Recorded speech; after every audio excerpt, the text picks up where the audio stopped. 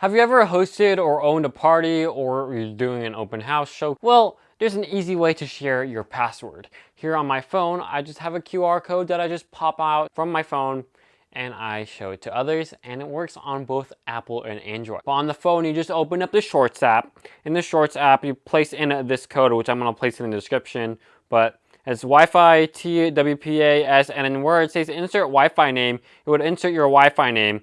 And where it says insert Wi-Fi password, you would insert your Wi-Fi password. Keep where the colons are at, or else it will not work.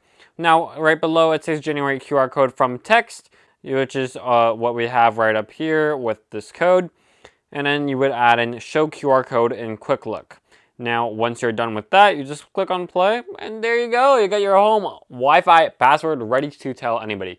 You no longer have to say, oh, do you know where the password is? Or do you even know where the password is? Or do you have the password? It's all in this one QR code.